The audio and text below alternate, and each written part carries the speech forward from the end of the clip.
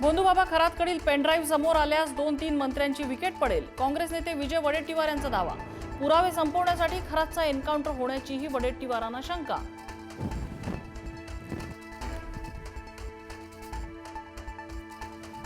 मुख्यमंत्री होण्यासाठी चंद्रकांत पाटलांनी अशोक खरातकडे अघोरी पूजा केली. काँग्रेस प्रदेशाध्यक्ष हर्षवर्धन सपकाळ यांचा आरोप. फडणवीसांनाही याची माहिती असल्याचा आव्हाडांचा दावा.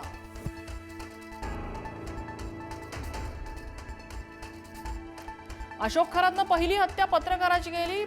पत्रकार बाळू तुपेच्या हत्या प्रकरणाची चौकशी झाली पाहिजे. आमदार जितेंद्र आव्हाड यांची विधिमंडळात मागणी. पुरोगामी विचार असलेले जयंत पाटील भोंदूबाबाकडे का गेले? खरातकडे कोणतं पाणी प्यायला गेले होते? पडळकरांची जयंत पाटलांवर पुन्हा टीका. भोंदू अशोक खरात हा कॅप्टन नाही. जादूटोणा आणि तंत्रमंत्राने प्रश्न सुटले असते तर पाकिस्तानला इथून संपवलं असतं. धन्यवाद प्रस्तावात फडणवीसांची टिप्पणी.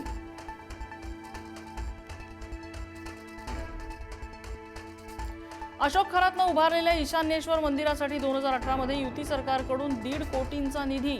मंदिर परिसर विकासासाठी पर्यटन विभागाकडून हिरवा कंदील.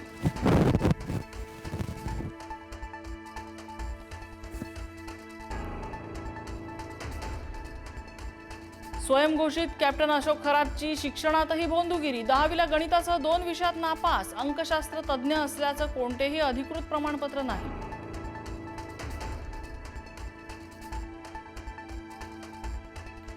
नाशिकच्या भोंदू अशोक खरातवर 7वा गुन्हा. करिअर घडवण्याच्या आमिषानं तरुणीवर अत्याचार केल्याचा आरोप. विरोध केल्यास कुटुंब संपवण्याची धमकी.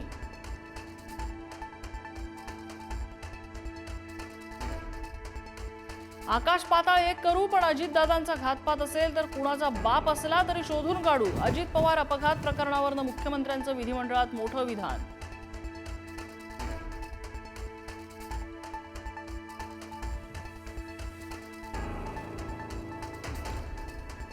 तटकरे आणि प्रफुल्ल पटेलांना पक्षावर ताबा घ्यायचा होता. आमदार रोहित पवारांचा थेट आणि गंभीर आरोप. दादा यांचं ऐकत नसल्यानं कंट्रोल मिळवण्यासाठी अपघात घडवला का? संशय व्यक्त.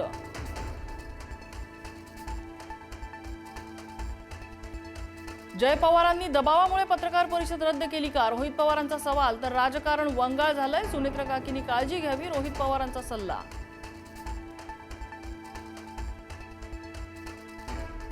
राज्यभरातील पेट्रोल पंपावर वाहन चालकांची झुंबड. नागपूर, वर्धा, रत्नागिरीसह ठिकठिकाणी सकाळपासूनच पेट्रोल डिझेल भरण्यासाठी लांबच लांब रांगा. पेट्रोल संपत आल्याच्या अफवांमुळे नागरिक भांबावले.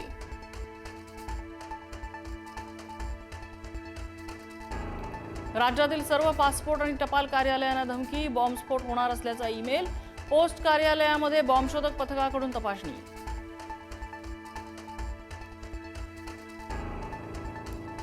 केंद्रीय संरक्षण मंत्री राजनाथ सिंग यांच्या अध्यक्षतेखाली थोड्याच वेळात होणार सर्वपक्षीय बैठक.